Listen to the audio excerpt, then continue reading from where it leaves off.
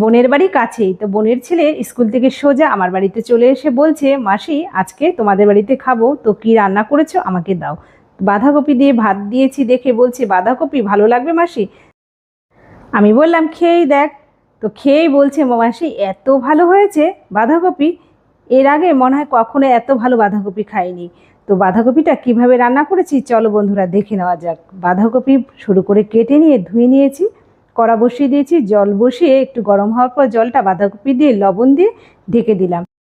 বাঁধাকপিতে আলু দেবো, আলুর খোসা ছাড়িয়ে আলুটা একটু ডুমু ডুমু চৌকো করে কেটে নিলাম। দুটো আলু কেটে নিয়েছি, আলুটা জলে ভিজিয়ে রাখলাম। ঘরে ছিল কাতলা মাছের মাথা, তো বাঁধাকপিটা কাতলা মাছের মাথা দিয়ে রান্না করেছি। মাছের মাথা দিয়ে কাতলা মাছ জাস্ট অসাধারণ। আমার তো সব থেকে মাছের মাথা দিয়ে বাঁধাকপি বেশি ভালো লাগে খেতে। তোমাদের কেমন লাগে এই মাছের মাথা দিয়ে বাঁধাকপি অবশ্যই জানিও কিন্তু। কাতলা মাছের মাথা লবণ আর হলুদ মাখিয়ে নিলাম। এদিকে বাঁধাকপিটাও কিন্তু ভাপ দেওয়া হয়ে গেছে, একদম পুরো সেদ্ধ করে বাঁধাকপি নামাবো না, হালকা ভাপ দিয়ে নামিয়ে নিলাম। কড়াতে সর্ষের তেল দিয়ে মাছের মাথা দিয়ে দিচ্ছি। মাছের মাথাটা একদম লাল লাল করে ভালো করে ভেজে নিতে হবে।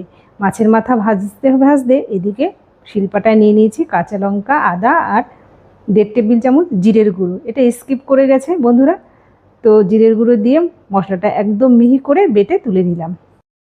মশলা বাটার ফাঁকে ফাঁকে কিন্তু মাছের মাথাটা উল্টে পাল্টে দিয়ে একদম লাল লাল করে ভেজে তুলে নিচ্ছি। দেখো মাছের মাথাটা কিন্তু খুব ভালো করে ভেজে নিতে হবে, তো খুব ভালো করে ভেজে তুলে নিচ্ছি।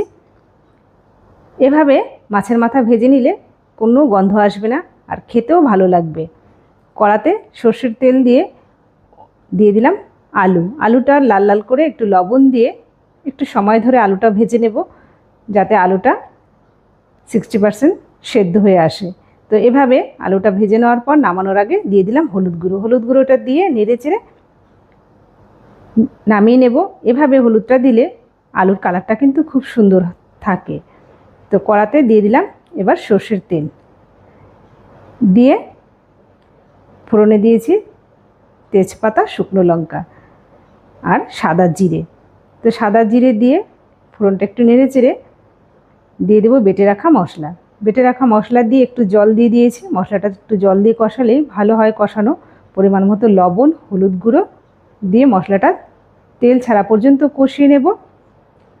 তো এভাবে মশলাটা কষাতে কষাতে দেখো তেলটা কিন্তু ছেড়ে দিয়েছে। এবার ভেজে রাখা মাছের মাথা দিয়ে নেড়ে চেড়ে মাথাটা একটু ভেঙে নেব। তো আগে থেকেও মাথাটা ভেঙে নিতে পারো, আমি কিন্তু আগে থেকে ভাঙিনি। তো এভাবে খুন্তি দিয়েই মাছের মাথাটা ভেঙে নিলাম। এভাবে ভেঙে নিলে মাছের মাথায় মশলাটা খুব সুন্দরভাবে কষানো হবে আর পুরো মশলাটা মাছের মাথায় মিশেও যাবে। মশলাটা একটু কষিয়ে নিয়ে মাছের মাথার সাথে আলুটা দিয়ে নেড়ে চেড়ে আরও 2 মিনিট মতো আলুর সাথে মাছের মাথার সাথে মশলাটা খুব সুন্দরভাবে কষিয়ে নেব। এভাবে কষিয়ে নিতে হবে, তাহলে কিন্তু খেতে বেশি ভালো লাগবে। তো বন্ধুরা তোমরা কে কোথা থেকে ভিডিওটা দেখছো অবশ্যই কমেন্ট বক্সে জানাবে। এরপর দিয়ে দিয়েছি ভাপ দেওয়া বাঁধাকপিটা দিয়ে নেড়ে চেড়ে একটু সময় ধরে কিন্তু রান্নাটা করতে হবে। বাঁধাকপিতে জল জল থাকলে সে বাঁধাকপি কিন্তু খেতে বেশি ভালো লাগে না। তো একটু সময় ধরে আর মাঝে মাঝেই নেড়ে নিচটা আলগা করে দিয়ে রান্নাটা করতে হবে, যেন পুড়ে না যায় সেদিকে খেয়াল রাখতে হবে। নামানোর আগে ঘি, একটু চিনি দিয়েছি আর শাহি গরম মশলা দিয়ে নেড়ে চেড়ে মিশিয়ে নিয়ে নামিয়ে নিয়েছিলাম। অসাধারণ হয়েছিল এই বাঁধাকপি মাছের মাথা দিয়ে। তোমরাও একবার বন্ধুরা করে দেখো, আশা করি তোমাদের ভালো লাগবে। তোমরা কে কোথা থেকে এই ভিডিওটা দেখছো অবশ্যই কমেন্ট বক্সে জানাবে। ইউটিউব থেকে থাকলে সাবস্ক্রাইব করার অনুরোধ রইল।